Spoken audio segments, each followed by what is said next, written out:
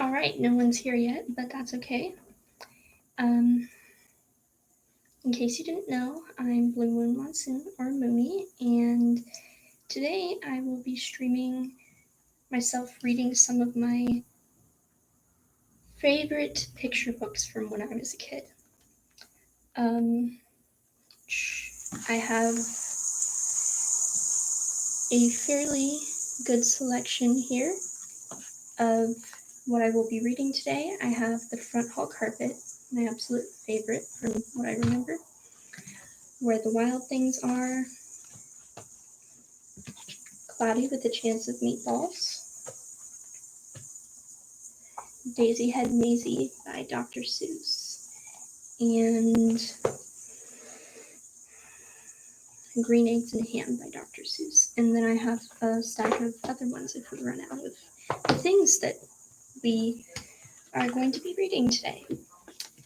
So this is kind of just a chill stream, one that you can just kind of listen to if you need to.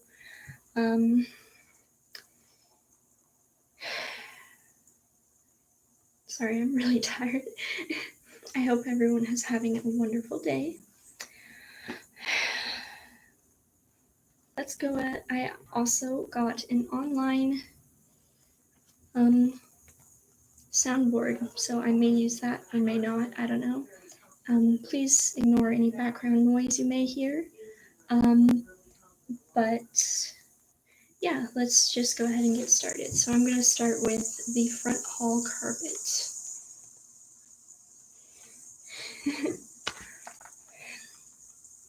By Nicholas Heller. Get a good view of it. And the back looks like this. Alright.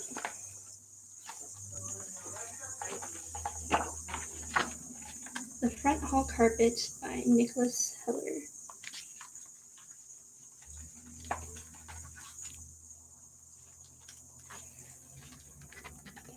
Our front hall carpet is blue like a river.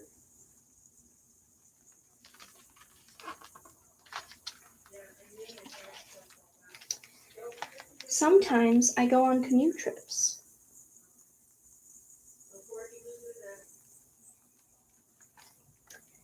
and catch speckled trout for lunch. There she is catching the fish. And sometimes I go swimming with the crocodiles. Look at her hanging out with those crocodiles.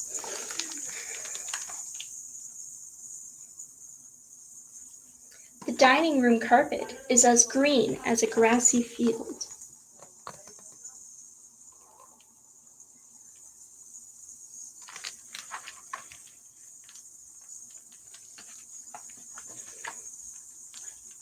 It's perfect for a game of croquet.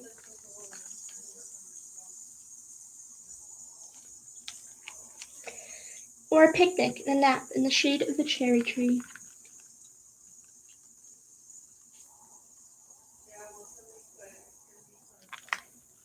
Sorry if I'm not putting the pictures up for long enough.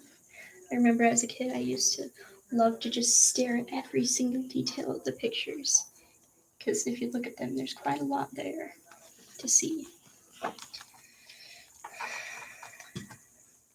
The tile floor in the kitchen is like a jewel-studded palace. A long hallway leads to the throne room.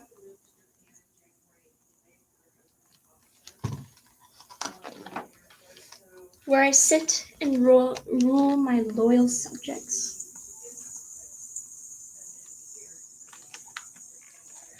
There's a white shaggy bear in our living room.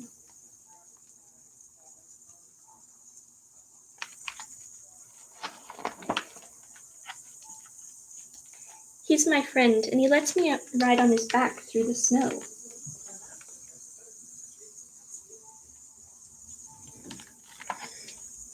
Often we see seals and penguins floating by on icebergs.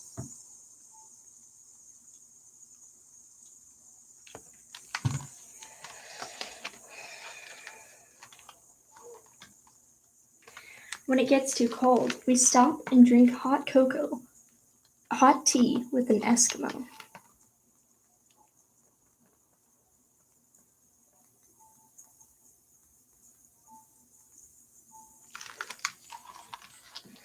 My parents have a polka dot rug in their bedroom.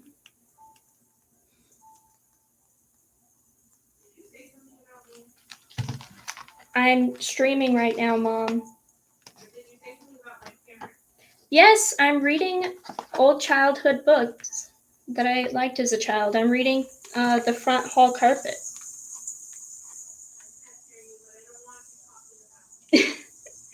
I'm not.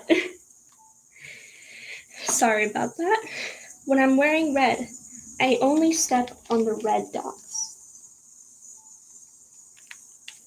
And when I'm wearing green, I have to step on the green dots.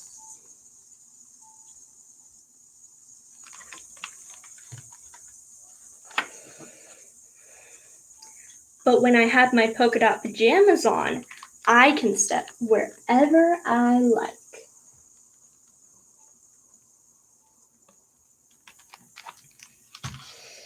My favorite carpet is the one in my room. It's a maze. Oh my gosh, I've always thought that was so cool. Imagine having a maze as your bedroom. Oh, hello for the new person that joined. I'm reading. Oh, or not. Okay.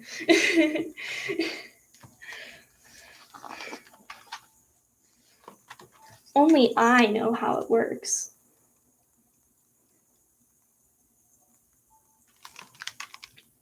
If any monsters try to follow me at night, they're sure to get lost.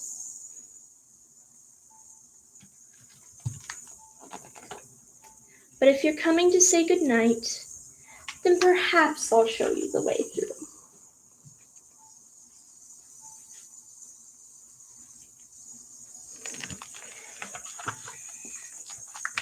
The end. Yay.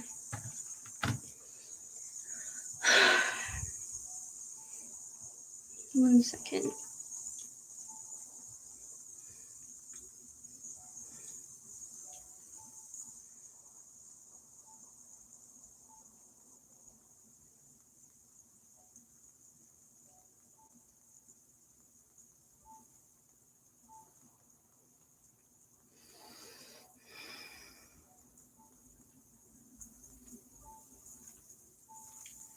1 second.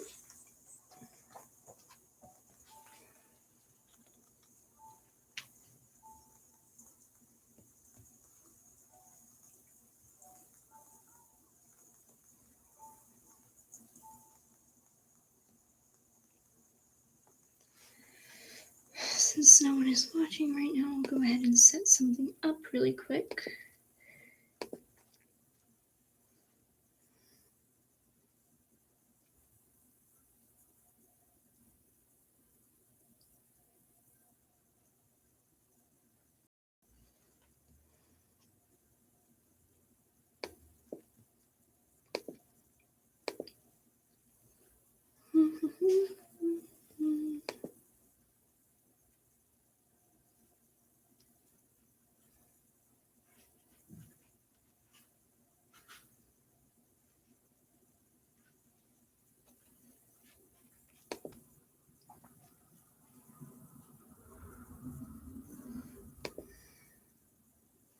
Hello, anybody that may be watching right now.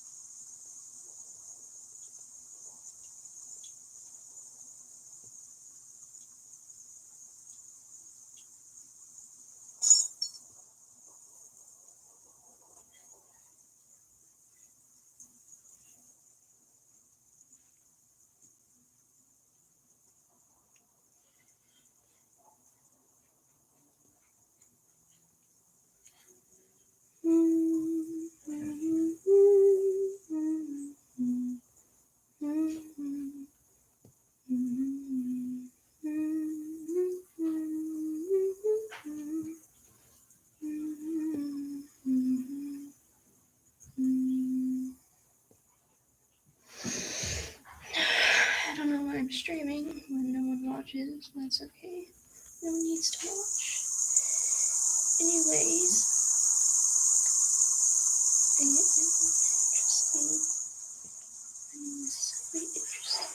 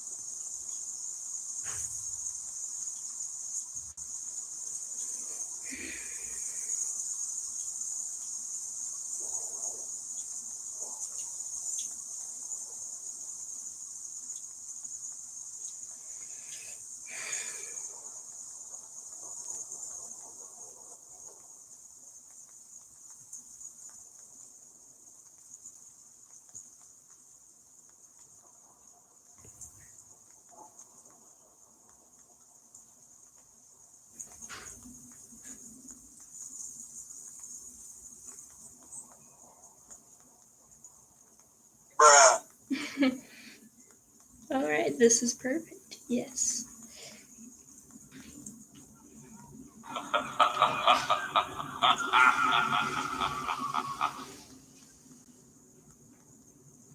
Perfect. Now I have sound effects. Alright, although no one's watching, we're going to move on to where the wild things are.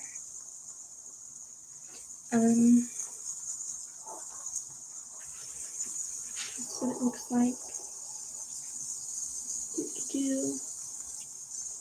By Maurice Sendak.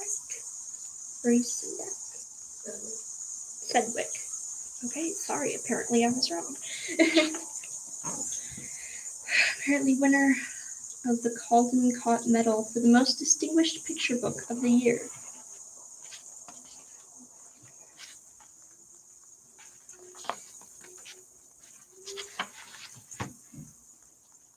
One second.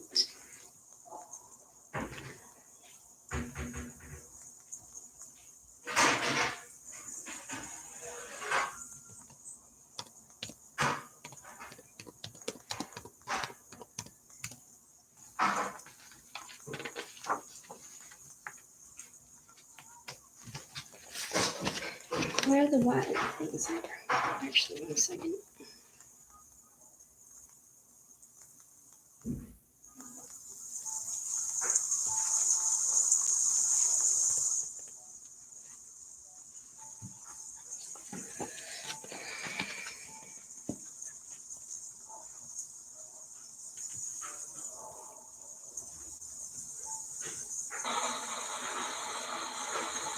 Yeah, I'm joking. Okay.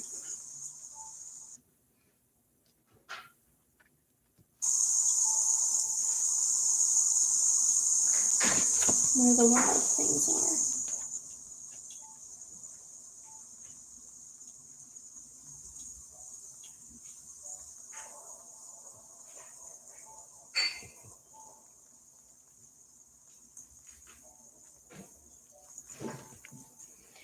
Alright.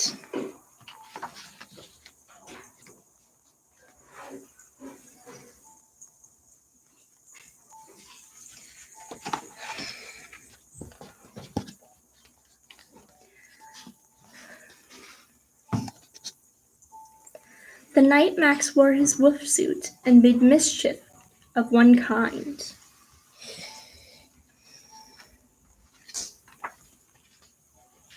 And another.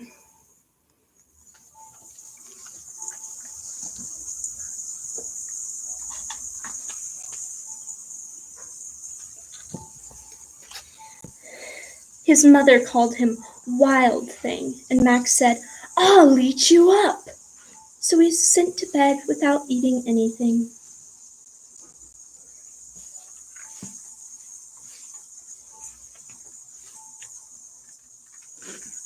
That very night, in Max's room, a forest grew. I always thought these pictures and illustrations for this book were so cool.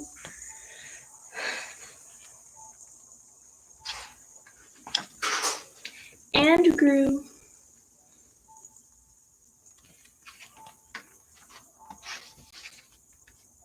And grew until his ceiling hung with vines, and the walls became the world all around.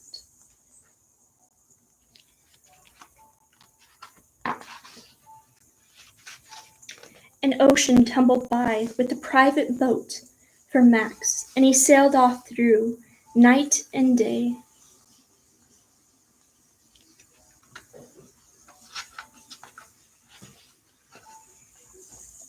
And in and out of weeks, and almost over a year, to where the wild things are.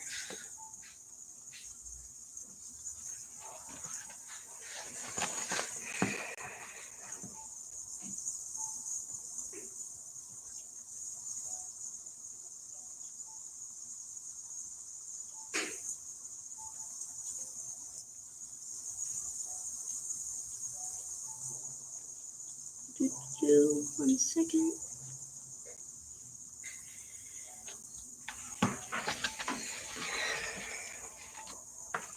And when he came to the place where the wild things are, they roared their terrible roars.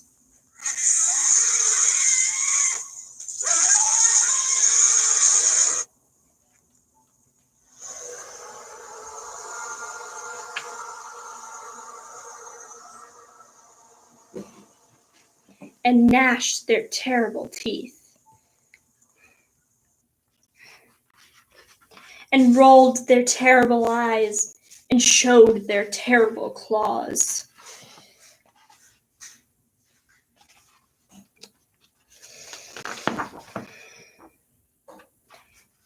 Till Max said, "Be still," and tamed them with the magic trick.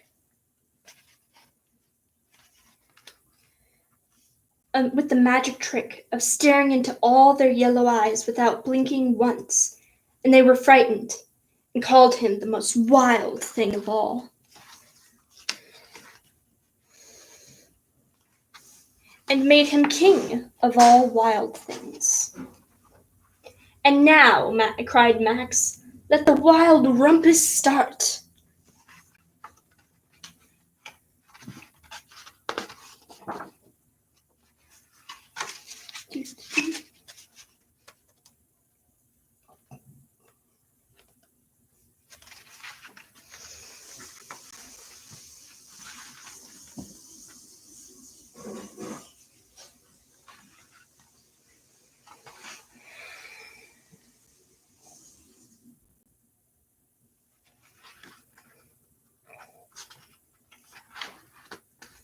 Now stop, Max said, and sent the wild things off to bed without their supper. And Max, the king of all wild things, was lonely and wanted to be where someone loved him best of all. Then all around, from far away across the world, he smelled good things to eat. So he gave up being king of where the wild things are.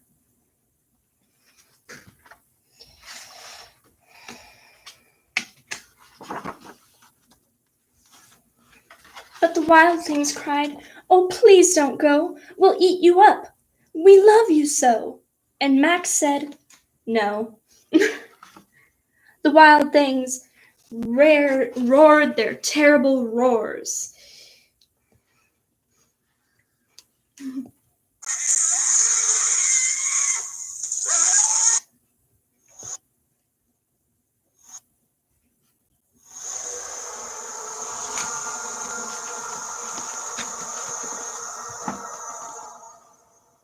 gnashed their terrible teeth and rolled their terrible eyes and showed their terrible claws.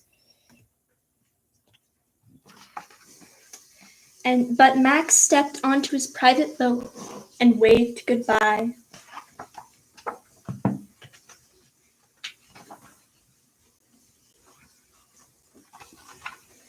And sailed back over a year and in and out of weeks and through a day.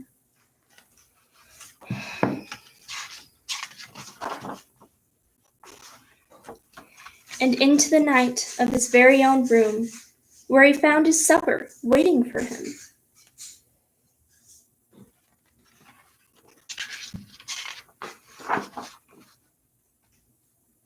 And it was still hot.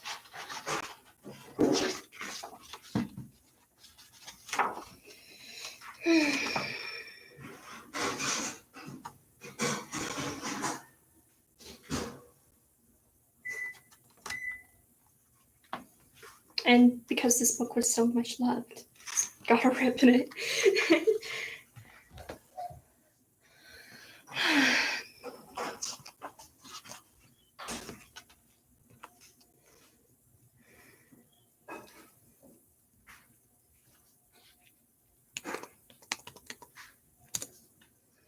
One second.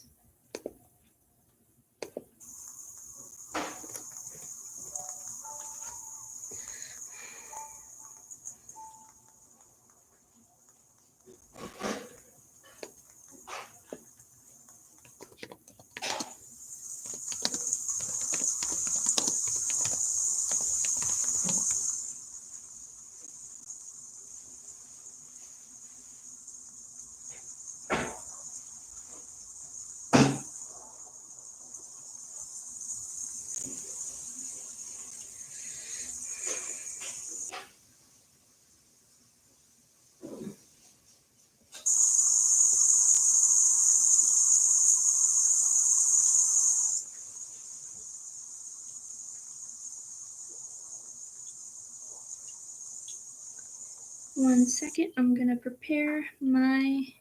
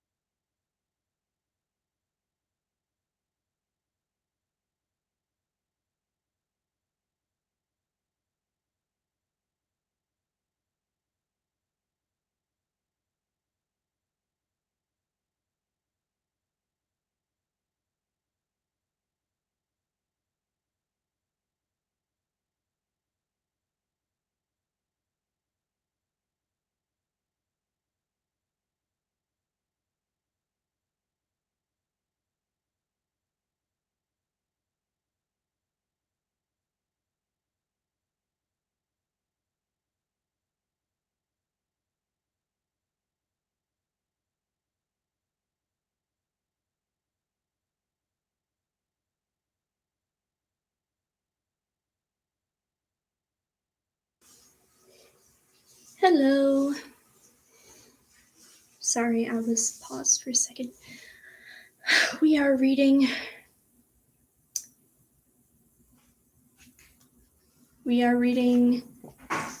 picture books that I loved as a child with random sound effects because I can. Next, we are going to read Cloudy with A Chance of Meatballs. Yes, it was a book before it was a movie. I know. Written by Judy Barrett and drawn by Ron. Thank you for leaving a like. Alright, 1 second.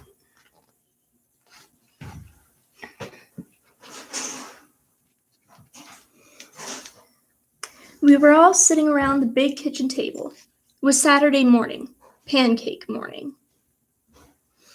1 second.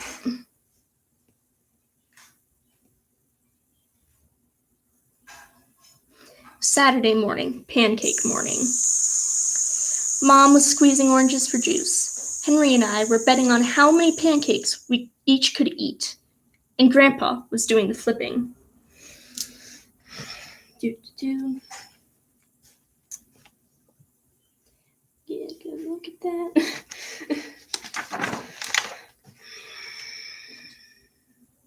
Seconds later, something flew through the air, headed toward the kitchen ceiling, and landed right on Henry. His reaction, though. Oh, okay. After we realized that the flying object was only a pancake, we all laughed, even Grandpa. Breakfast continued quite uneventfully. All the other pancakes landed in the pan, and all of them were eaten, even the one that landed on Henry. Who ended up eating that one?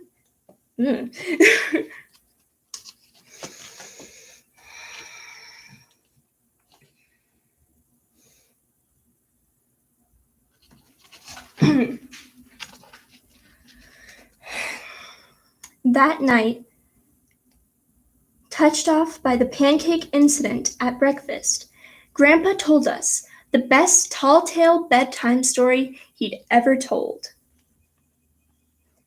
Across an ocean, over lots of large, bumpy mountains, across 3 hot deserts and 1 smaller ocean, there lay the tiny town of Chew and Swallow.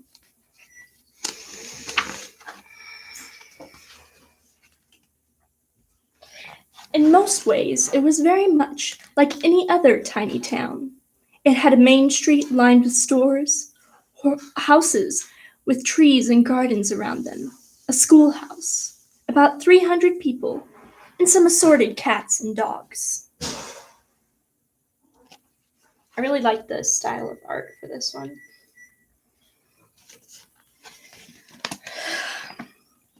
But there were no food stores in the town of Chew and Swallow. They didn't need any. The sky supplied all the food they could possibly want. The only thing that was really different about Chew and Swallow was the weather. It came 3 times a day, at breakfast, lunch, and dinner. Everything that everyone ate came from the sky.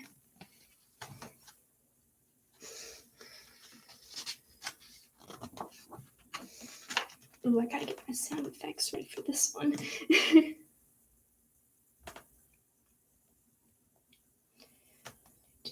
1 second.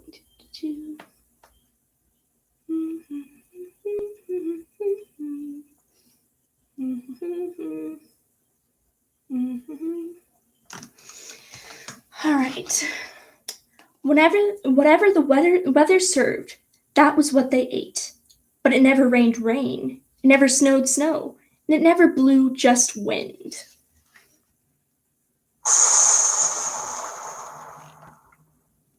It rained things like soup and juice. It snowed mashed potatoes and green peas. And sometimes the wind blew in storms of hamburgers.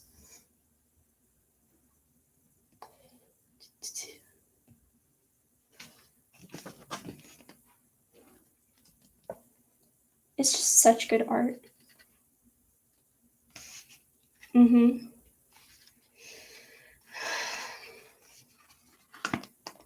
The people could watch the weather report on television in the morning, and they would even hear a prediction for the next day's food.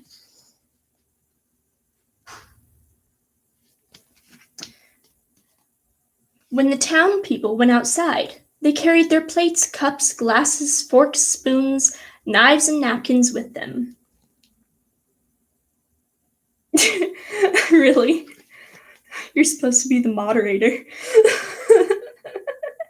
I'm just kidding. Anyways.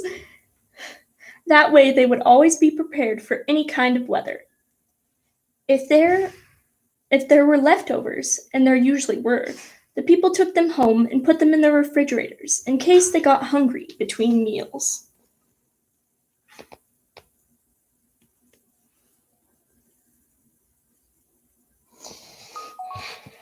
One second.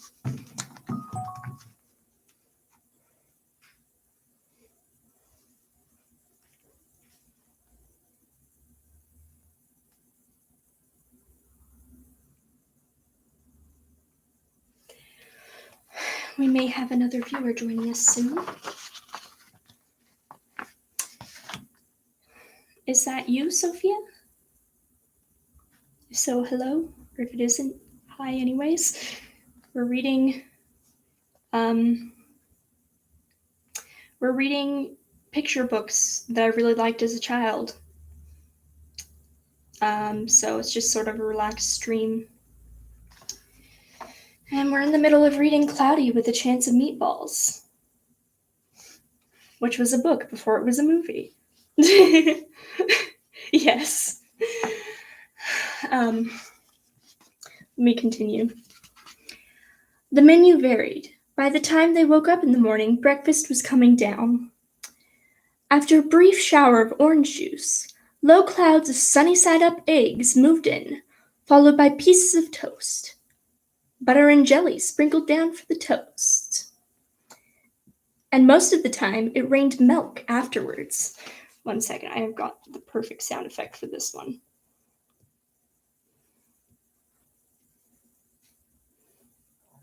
One second, let me find it. He needs some milk! Sorry, I couldn't resist.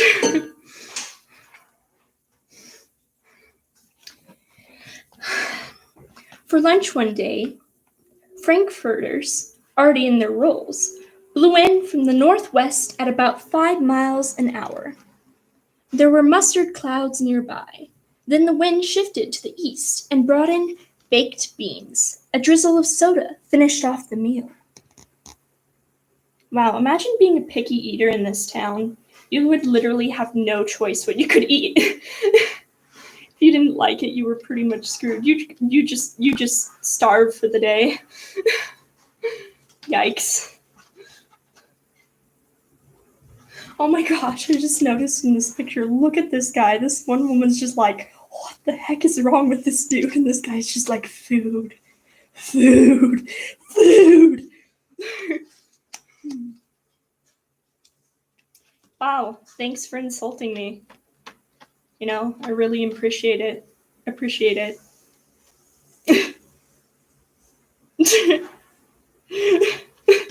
Me too.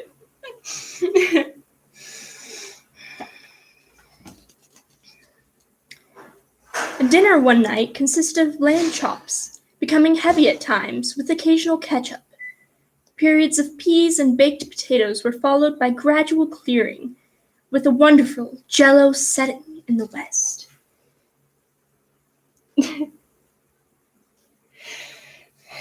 Look at how pretty that is.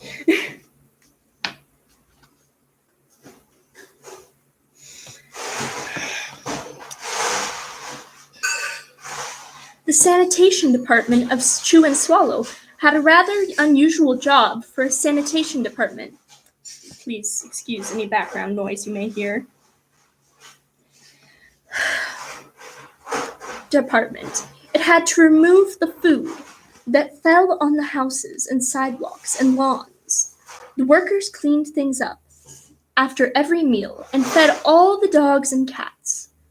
Then they emptied some of it into the surrounding oceans for the fish and turtles and whales to eat. The rest of the food was put back into the earth so that the soil would be richer for the people's flower gardens. Well, I guess this would solve world hunger in some way, I guess.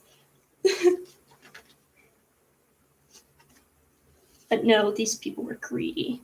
They didn't bother to share all the ridiculous amount of food they had with other humans that were starving in other parts of the world. Such a shame.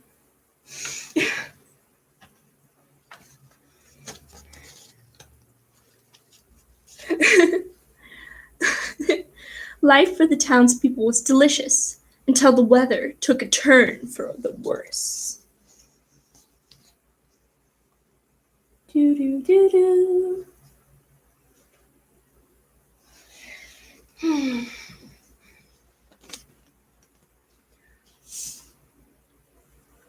How do you even pronounce it? Alright. One day there was nothing but Gronzala, I don't know how to say that, Gronzala, cheese all day long. The next day there was only broccoli, all overcooked. And the next day there were Brussels sprouts and peanut butter with mayonnaise. Another day there was a pea soup fog. No one could see where they were going, and they could barely find the rest of the meal that got stuck in the fog. I love how that poor kid on their birthday.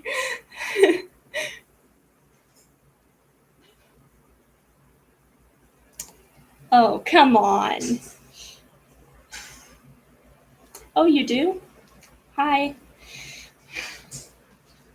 Please consider leaving a like and subscribing.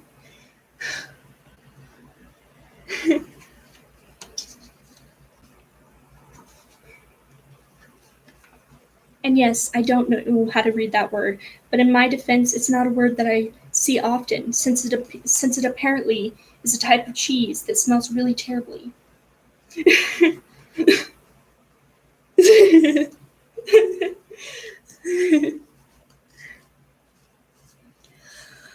The food was getting larger and larger, and so were the portions. The people were getting frightened. Violent storms blew up frequently. Awful things were happening. One Tuesday there was a hurricane of bread and rolls all day long and into the night. There were soft rolls and hard rolls, some with seeds and some without. There was white bread and rye and whole wheat toast. Most of it was larger than they had ever seen bread and rolls before. It was a terrible day. Everyone had to stay indoors. Roofs were damaged, and the sanitation department was beside itself. The mess took the workers 4 days to clean up, and the sea was full of floating rolls. To help out, the people piled up as much bread as they could in their backyards. The birds picked at it a bit, but it just stayed there and got staler and staler.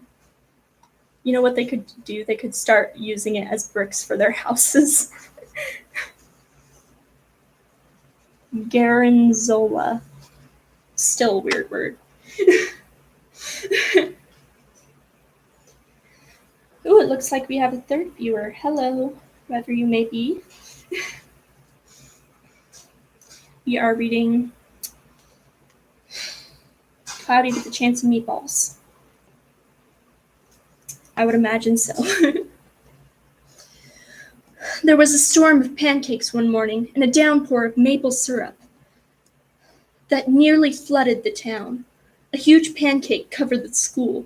No one could get it off because of its weight, so they had to close the school. Lucky children. Lucky, lucky children. I wonder if in America that would still be enough reason for them to close the school. Oh, hello, fourth viewer, whoever you may be. We're reading Cloudy with a Chance. Oh, okay, you left. Never mind then.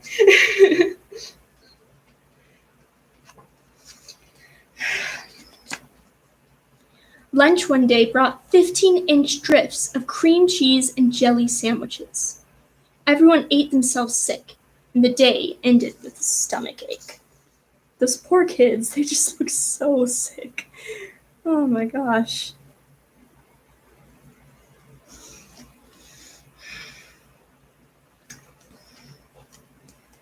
There was an awful salt and pepper wind, accompanied by an even worse tomato tornado. People were sneezing themselves silly and running to avoid the tomatoes. The town was a mess. There were seeds and pulp everywhere.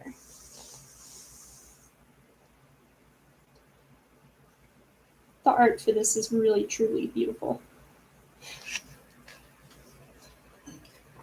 The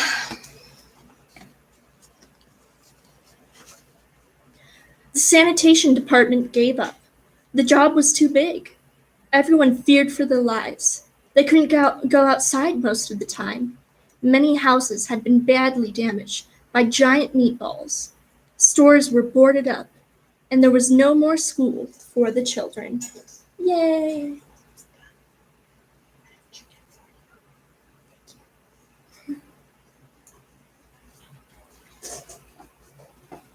This is making me hungry. Sorry. So a decision was made to abandon the town of Chew and Swallow. It was a matter of survival.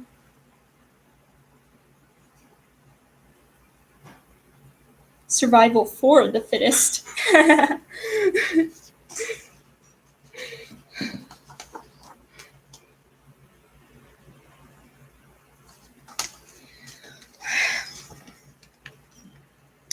The people glued together the giant pieces of stale bread sandwich style with peanut butter.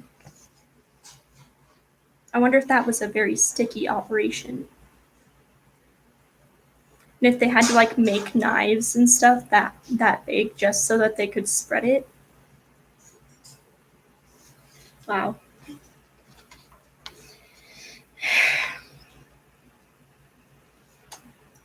Took the absolute necessities with them and set sail on their rafts for a new land. I like how there's just a dolphin or a shark or something eating up their boat.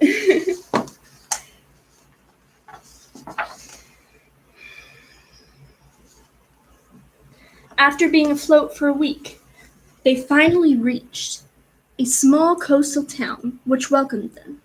The bread had held up surprisingly well enough for them to build temporary houses for themselves out of it.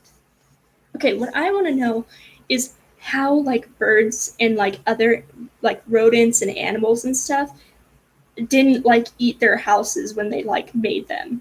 I mean, wouldn't they be infested with roaches and rats and stuff too, because it's literally free reign for them.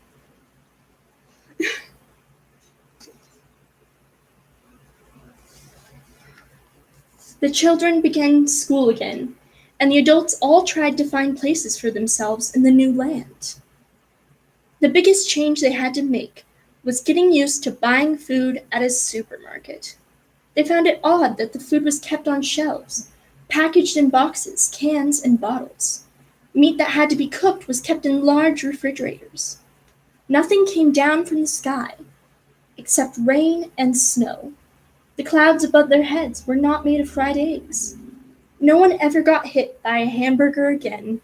Thank goodness for that. And nobody dared to go back to Chew and Swallow to find out what had happened to it. They were too afraid. Henry and I were awake until the very end of Grandpa's story. I remember his goodnight kiss.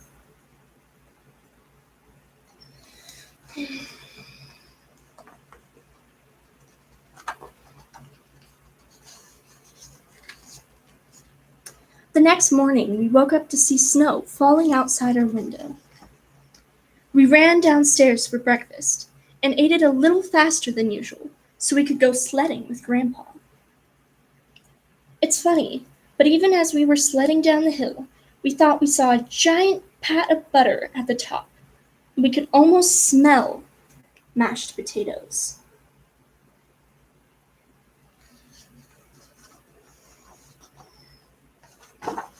The end. Now, does anybody else feel hungry after reading that? Because,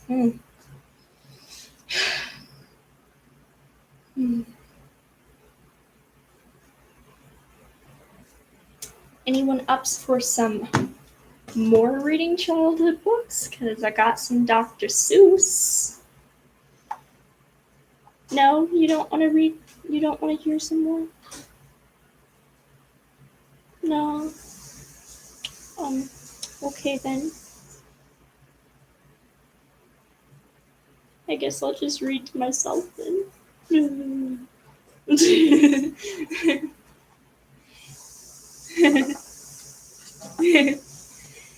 We have Dr. Seuss, Daisy Head, Daisy Head, Daisy Head, Maisie.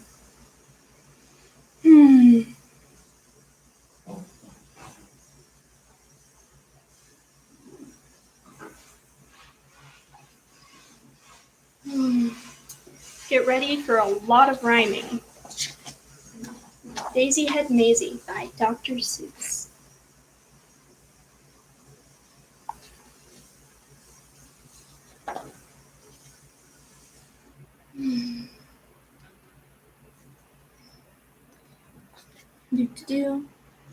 It's hard to believe such a thing could be true, and I hope such a thing never happens to you.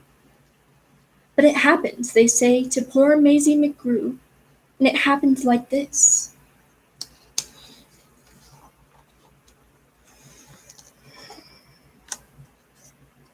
She was sitting one day at her desk in her school in her usual way, when she felt a small twitch on the top of her head. So Maisie looked up, and she almost dropped dead. Something particular was going on there.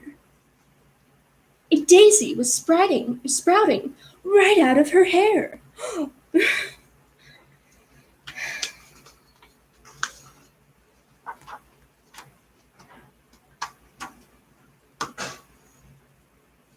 Is it just me, or does this person look like a younger version of Velma? From Scooby-Doo.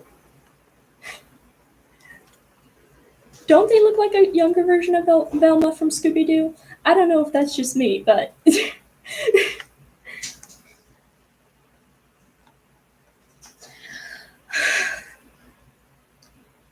Behind her was sitting young Herman Butch Strudel. This looks like a daisy up here on her noodle. It doesn't make sense why it couldn't be so. A noodle's no place for a daisy to grow. I'm glad someone agrees with me there. Then up spoke another boy, Einstein Van Tass, the brightest young man in the whole of the class. Wait, is that supposed to be a guy? Wait. Oh, okay. It's a very odd place to be sprouting a daisy, but nevertheless, one is growing on Maisie. Hey, look it, cried Butch, right there in this room. Daisy Head Maisie, she's bursting in bloom. Miss Sneecher, the teacher, came rushing up quick. Such nonsense! Some child here is playing a trick. Which one of you boys stuck that thing in her hair? You know that a daisy could never grow there. Well, guess you were proved wrong. I already actually read Where the Wild Things Are and the Front Hall Carpet. But teacher, said Butch, I saw the thing rise right out of her head with my very own eyes. Give it a yank if you think I tell lies.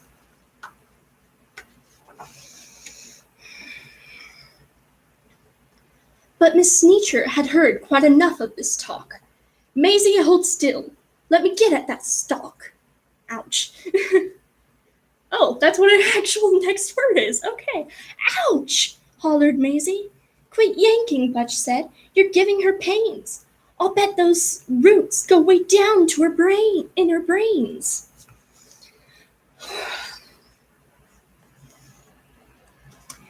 The kids in the class started shouting like crazy, Daisy head, Daisy head, Daisy head, Maisie. Children, be quiet. Good grief and alas, Miss Sneaker was shocked by the noise in her class. I've taught in this room 20 years, maybe more, but I've never seen anything like this before. I'll have to report it. You'll just have to come to the principal's office and show Mr. Grum. Doo-doo-doo.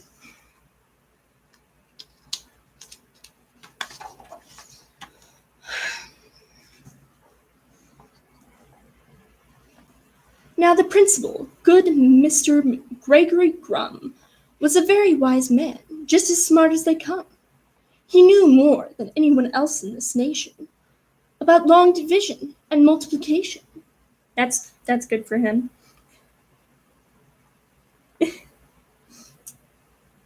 True. He knew more than anyone else. He knew all the answers. Why oceans are deep, why skies are so high, and why mountains are steep. He could have the answer to this thing on Maisie. My word, he declared, it's a genuine daisy. I've seen them quite often in fields growing wild, but never before on the head of a child. Now what in the world ever made this thing sprout? I have no idea, but I'm going to find out.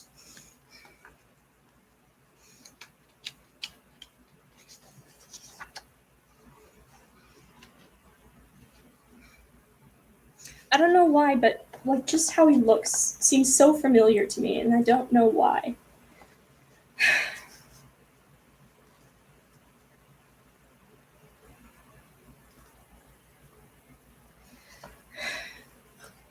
It says daisies grow on the land. They grow between rocks. They grow also in sand. It mentions right here they can grow in a pot. But mention the head of a girl, it does not. I agree. Daisies, it says, sometimes grow in Alaska. Really? Also Missouri, Rhode Island, and Nebraska. They grow in Japan, and in Spain, and Peru, in India, France, and in Idaho, too. They grow in South Boston, and also in Rome. But why should they grow on this little girl's dome? I don't think that looks like Miss Frizzle, but maybe the other page, yeah.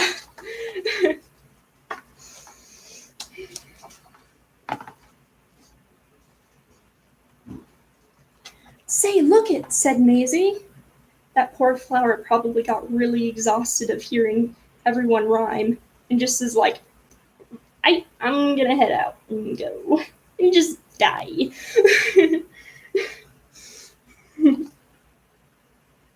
It's wilting, it's drooping, how wonderful, Maisie. It soon will be dead. You'll be rid of that daisy. In just a few minutes our troubles will pass, declared Mr. Grum. Take her back to the class. I don't think flowers wilt or die that quickly, but okay.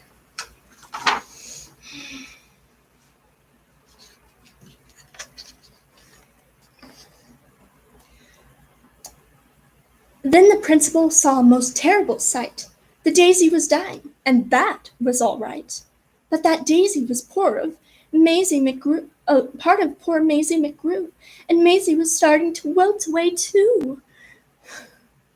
Teacher, said Grum, you know what I think. They're both going to die. Hurry, bring them a drink. That daisy, that girl's the worst problem in town. You take her away and you make her lie down. You lock her up tight in that room down the hall. There are quite a few numbers that I've got to call. Wow, imagine being the fact that a girl has a daisy growing on her head is being the worst problem in town.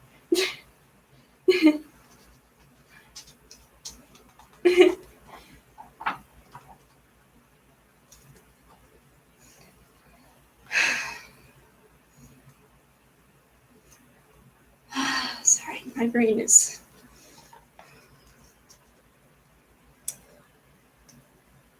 Get Maisie's parents on the end of the line. I need them here quickly, while there is still time. On the phone, Maisie's mom asked, What's all the fuss? Then, goodness to Betsy, I'll catch the next bus.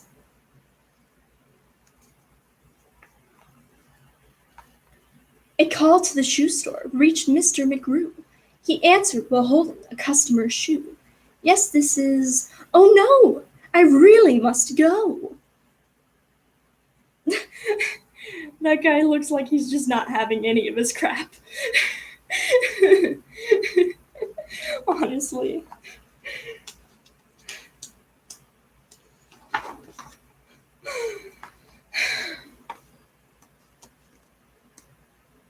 A doctor should see her, the principal said, and an expert on plants like the one on her head.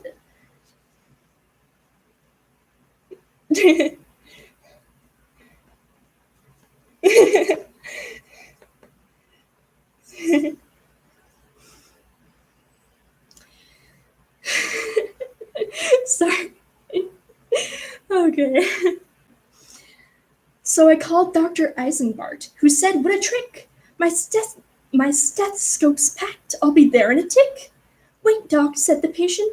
I'll come along too. My brother's a vet, and he knows this McGrew. Now I'm wondering, did he put a shirt on before he left? And poor Maisie having all these random people just come bother her.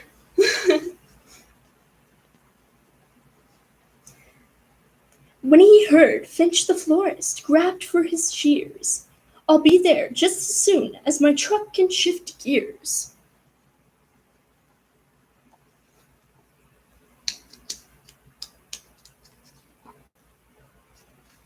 Wow, what a conveniently placed flower.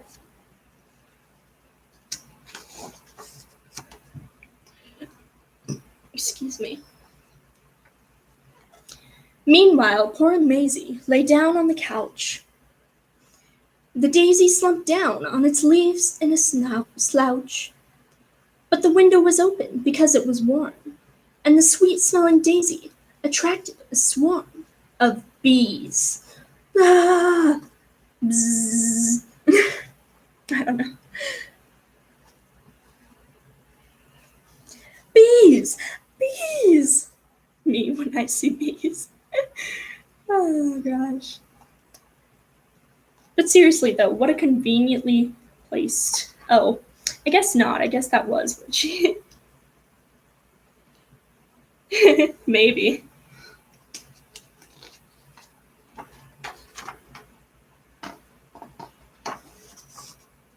Or maybe it's so clean that it just is able to sustain life.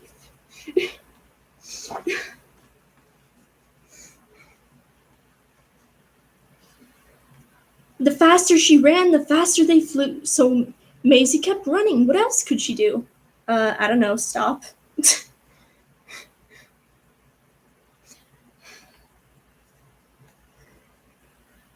She attempted to hide behind Officer Thatcher, who cupped out his hat like a bumblebee catcher. The bees took his hat. Thatcher said, I'm no fool, and ran after Maisie back to the school.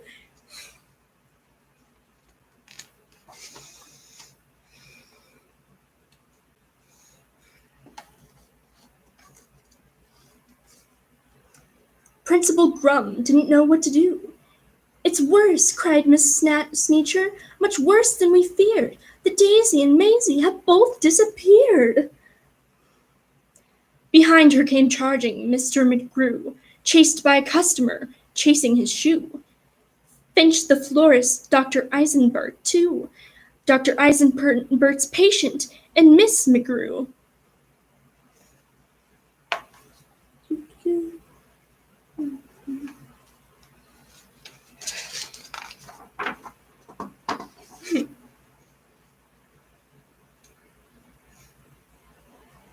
I would love to have such a ridiculous amount of books.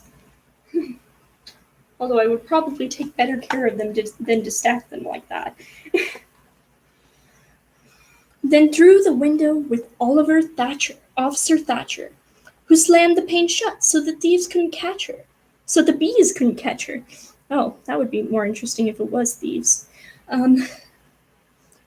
Jumped Maisie McGrew to the floor in a splatter, with the daisy still there, except taller and fatter.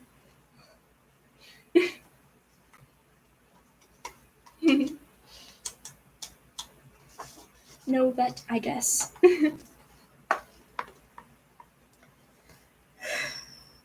My poor little daughter, the daisy, it's true.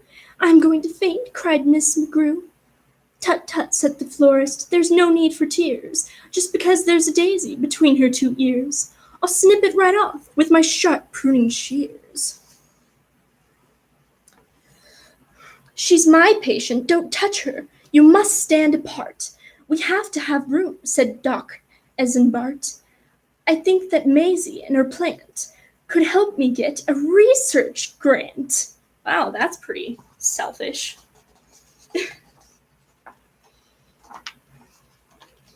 But not as selfish as this guy. Then the door opened wide, and the mayor stepped inside. At meetings and greetings there was none to compare. He was best at long speeches, chock full of hot air, much like my old principal.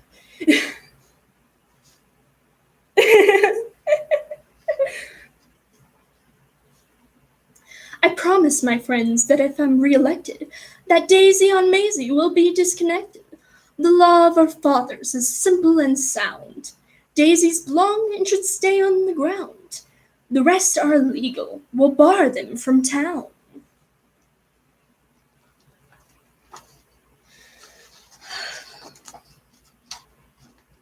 Oh my gosh. This guy just looks so like cheesy and like a cheapskate and everything. It's just, oh, it's cringe. From the back came a voice, sometimes loud, sometimes slick, of a wheeler and dealer who knew every trick. I'm Finagly? How do you say that? Finagly, the agent. You've heard of me, I'm sure. I represent young What's-His-Name and others now on tour. But Maisie, you're so special. Please let me shake your hand. Your talent is a wondrous thing, unique in all the land. Daisy Head Maisie, spelled out in bright light, will draw kids in the day and parents at night. Daisy Head Maisie, you've got quite an act. Just stick with me, kid, and sign this contract. Your flower needs to sign too, by the way. Sorry, needed flowers. Oh, gosh.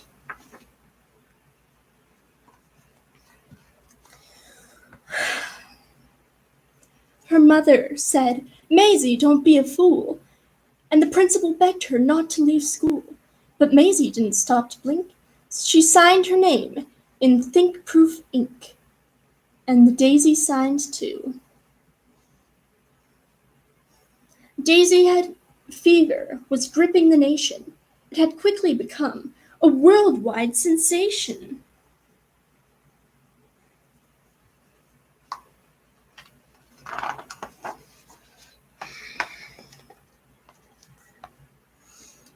Daisy had burgers, and Daisy had drinks, and Daisy had stockings, and Daisy had sinks. Daisy had buttons, and Daisy had bows. Maisie was famous, the star of her shows. Fame had knocked on Maisie's door. Now she had it all, and more. Piles of money stacked in tins.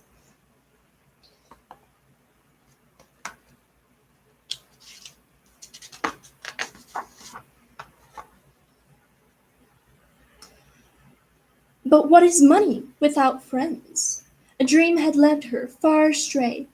That was the price she had to pay.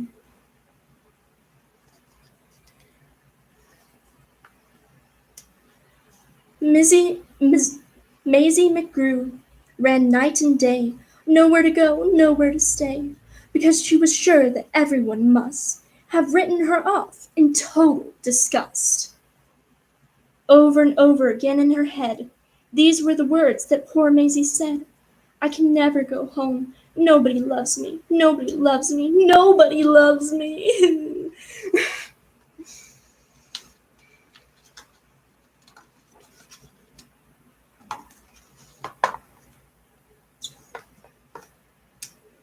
Nobody loved her? Poor Maisie McGrew. It's hard to believe such a thing could be true. And maybe that's why then, this daisy above, when Maisie below began talking of love. Well, you know about daisies. When love is in doubt, the job of a daisy is try and find out. They love her not. They love her, they love her not.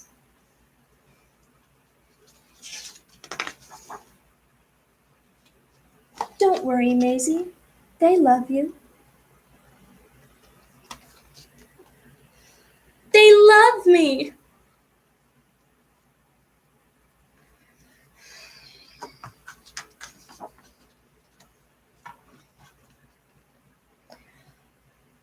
Well, that's how it all happened. The thing went away, and Maisie McGrew was quite happy today. Back at her studies and doing just great in all of her subjects in room number 8. And concerning that daisy, you know that it never grew out of the top of her head again, ever. Well, it practically never popped up there again, excepting occasionally, just now and then.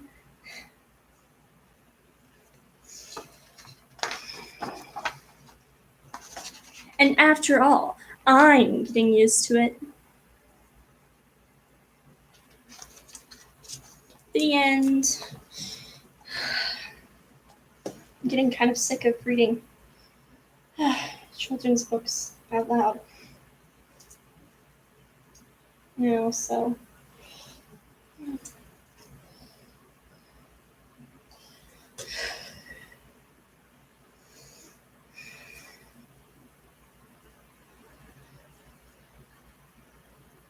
One second.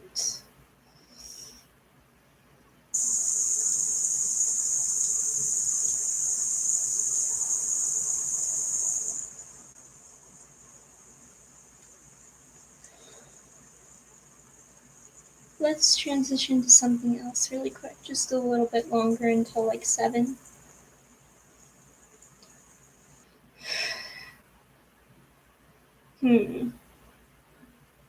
What to do? Do you guys have any questions for me?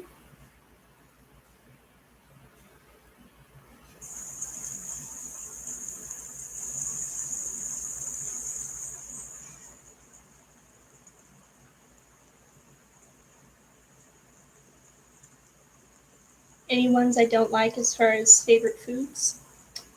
Well, I don't know so much about favorite foods, but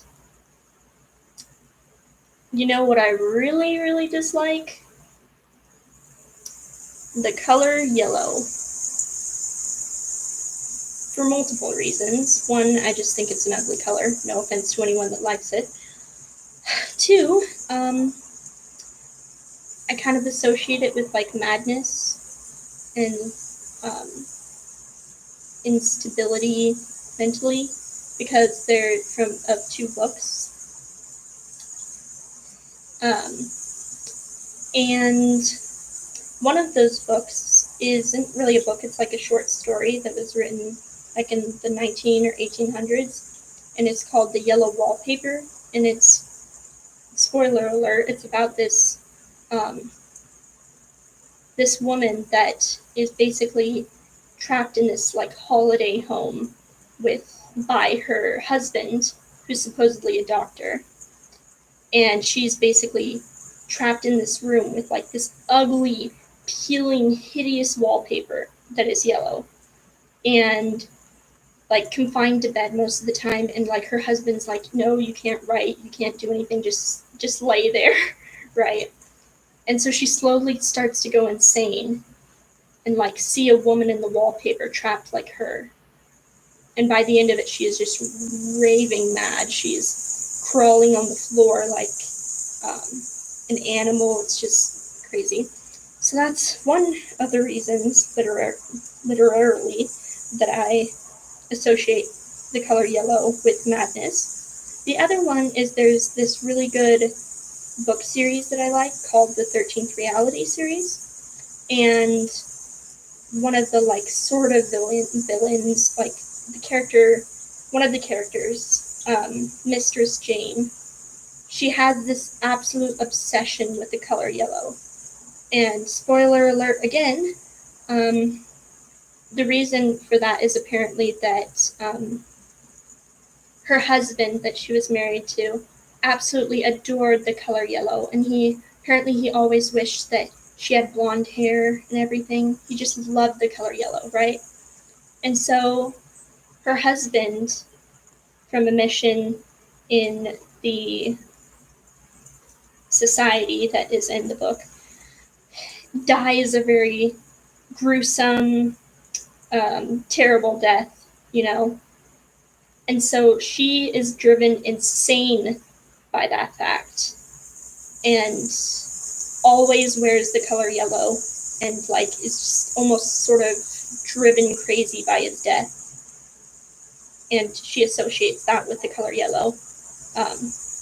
So that's the second literary reason why I associate yellow with the color yellow with madness. So yeah, I do not like the color yellow. I just don't like it. Any other questions?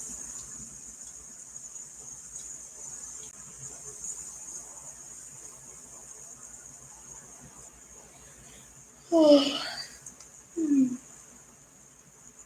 I am very sleepy, weepy.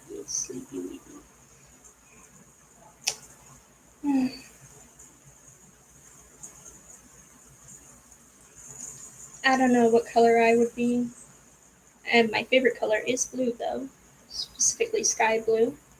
I don't know if I could decide what color I would be. What color do you think I would be?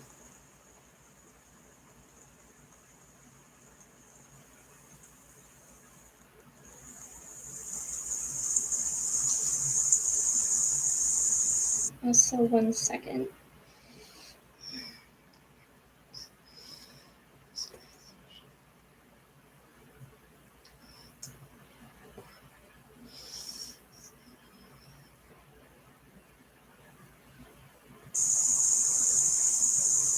Sorry, I had slow-mo on and now it is off. There we go.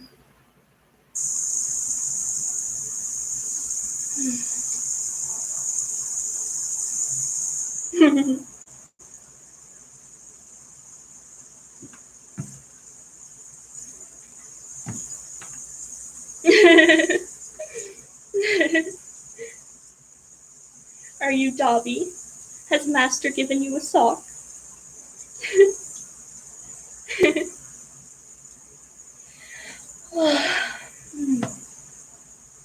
Today I am wearing turtle earrings. And a ring that I painted myself. It's kind of ugly, but I mean, it matches with what I'm wearing, so.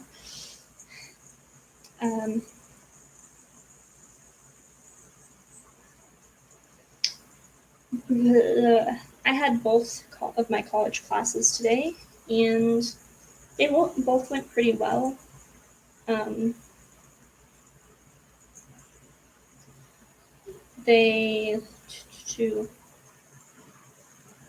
surprised because the past 2 days I haven't had very much work to do. So I've just sort of been having a bit more free time than I usually do, I guess, which is nice.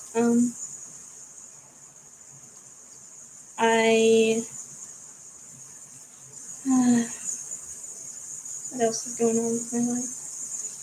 I don't know, really.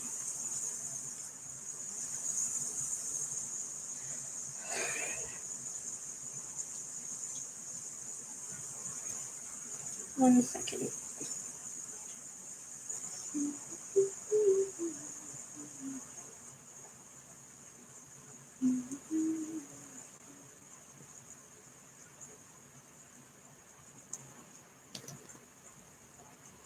In our lovely Deseret, where the saints of God have met, there's a multitude of children all around. They are generous and brave, they are gracious souls to save, they with happy hearts and joyful faces meet. Hark, hark, hark, the children's music, children's voices, oh how sweet. When in innocence and love, like the angels up above, they with happy hearts and joyful faces meet. I hope that's not copyrighted. Hymns aren't copyrighted, are they?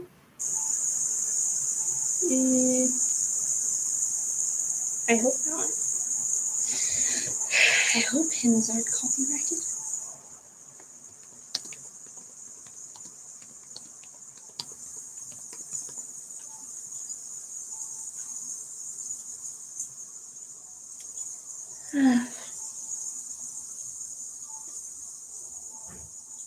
Oh, well, that's comforting.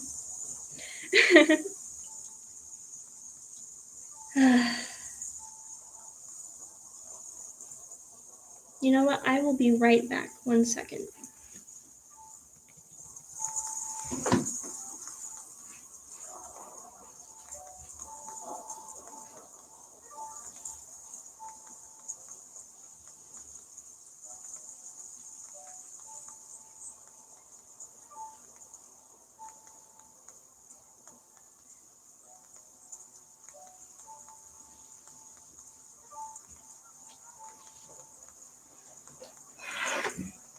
Alright, now I have some of my notebooks.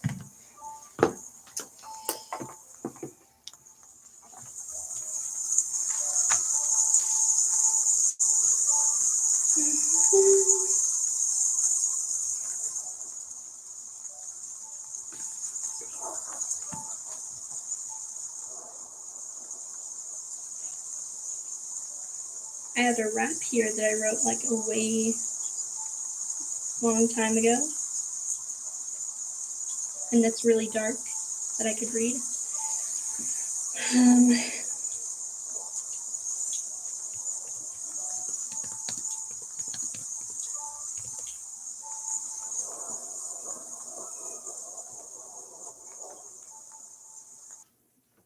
I'm also wondering if I should try and make it into a song, although I don't know what I would do in the background of it. Do it as in make it into a song, or read it, or what?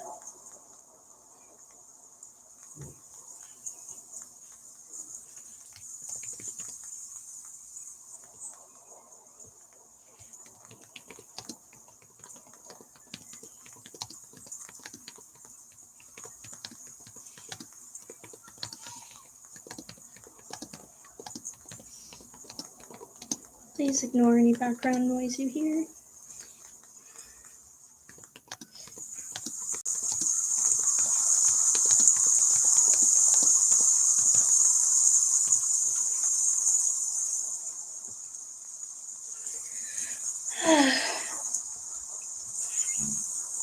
A lot of background noise. I don't know, this one's pretty dark. I don't know if I should read it, even if it was like quite a while ago.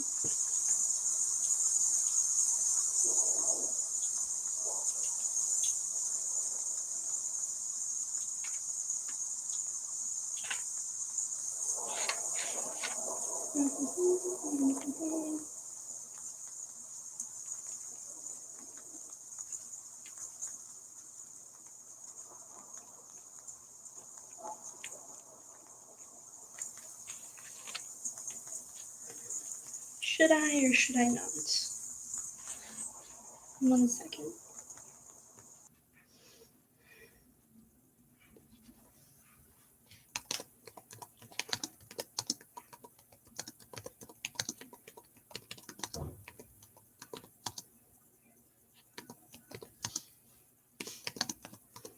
One second.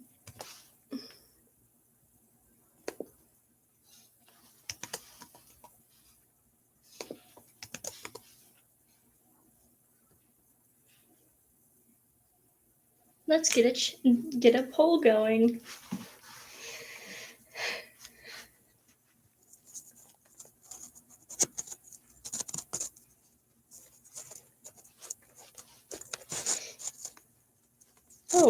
Thank you for the second like, whoever gave me the second like.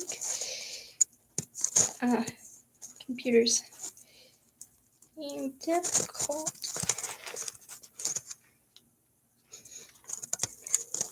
Hello, new viewer. There's a chat going. There's a poll going that you can vote on.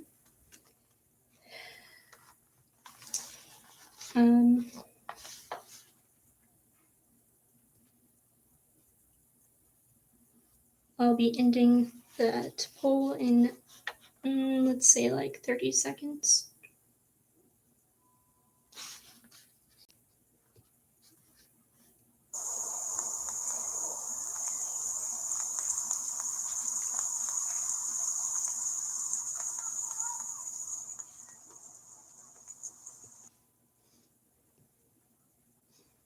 Alright, I will end the poll now.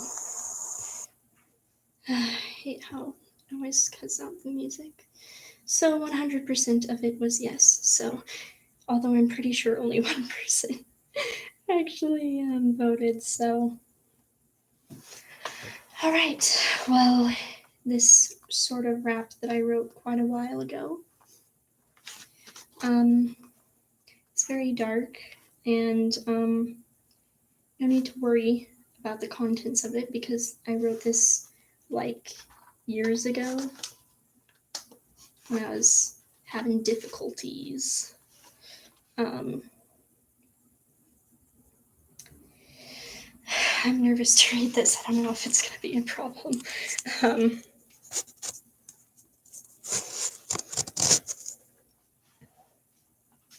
All right. It's called Pitch Black Pains and Red Rains. And even from the very beginning, it sets off quite a tone of... Oh, wait, 1 second. I want to add one more thing.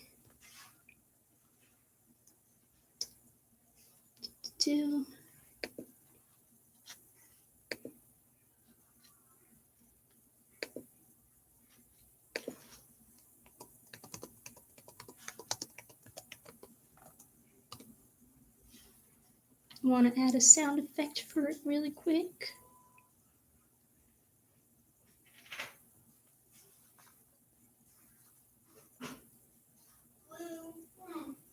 Sorry there for the background noise. Okay, here we go. Guys ready? Sorry for the background noise. Red, I wish it was dead. Black, the memories are coming back. Blood spreads like ink on a page. My sanity can't escape this emotional cage. Screams and scars of rage, my internal war must I wage. Into darkness I peer, I'm filled with pain and fear. Death is so near I can't see clear, from my mouth screams a single tear. And then sounds snap, sounds scissors and screams. Could have been my neck with the silver gleams. Big eyes, broken ties. Why did you have to end the lies? You guys realize I'm still streaming, right? Sorry about that. Rose petals on a grave. Escape from thorns is all I crave. My innocence I gave. To die you must be brave. Was my misery what you hoped to save? Is this my fate? To forever stew in self-hate? I despise this genetic trait. For happiness and solutions I wait. I will never be okay at this rate. My sanity I can barely sustain. I'm going absolutely insane. Unbearable pain. I feel the strain. Happiness I can't obtain. My screams for help are in vain. From self-harm I can barely refrain. I thought it was all past, but my pain continues to last. My struggles are still so vast. I feel so harassed. But what can I do? You try and they arrest you? I can't get rid of my emotional residue. People don't have a clue. So happiness, I try and fail to pursue. I'm really sorry about loud background noises. Hopefully you were able to hear at least a little bit of that. And Once again, no reason to worry. I wrote this years ago. But what did you guys think of what you may have been able to hear?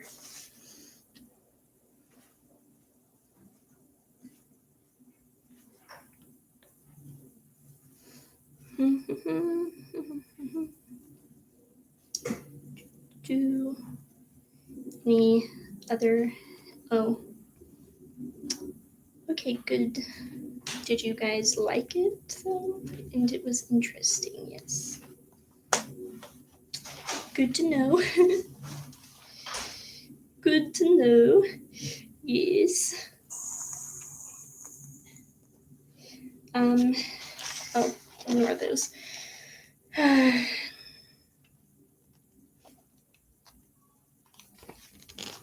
have one other poem, I think, in here. Pretty interesting, thank you.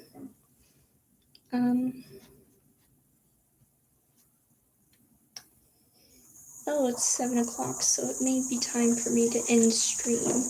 But let me just end with this last poem.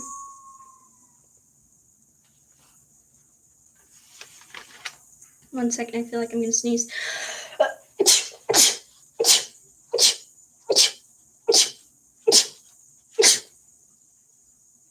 All right.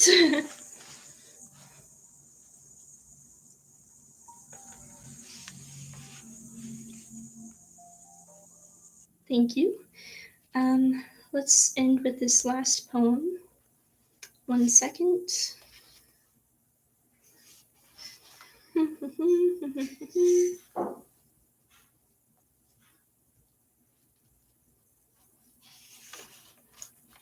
Okay, so this one is called Rain Dance, and apparently I wrote it December 7th in 2018. So, the title is Rain Dance. I love these sound effects. Ropes of brown hair spin, arms held open wide, eyes gently shut, peals of laughter rolling from an open grin, rolling like the thunder. Lightning striking like strong feet, feel the happiness within, weaving through the liquid singing of the skies, as a sound of joy cries, soaked, uncloaked, and feeling free, swimming and happy, that is me. As I dance to the rhythm of the rain, pounding hard, pattering gently, it's its own melody, to its own melody. I love the rain, and the rain loves me. And then I have in unfinished illustration for it.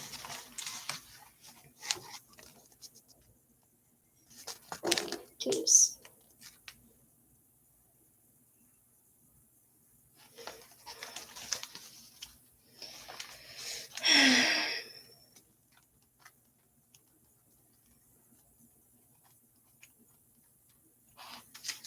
Oh, this is something kind of cool that I doodled.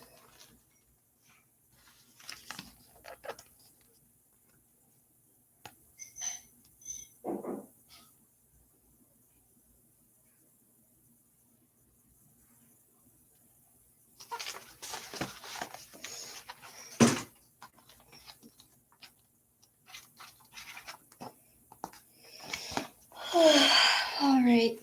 I think I'm gonna head off in a few seconds. Thank you guys for joining my stream. I hope you guys all had wonderful days and that you enjoyed the stream. If you did, please drop a like, although I think both of you already have.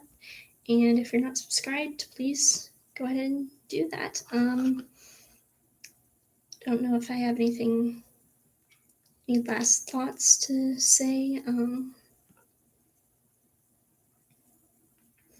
I am going to try and start to make a streaming schedule, so I will be streaming more regularly. So look forward to that.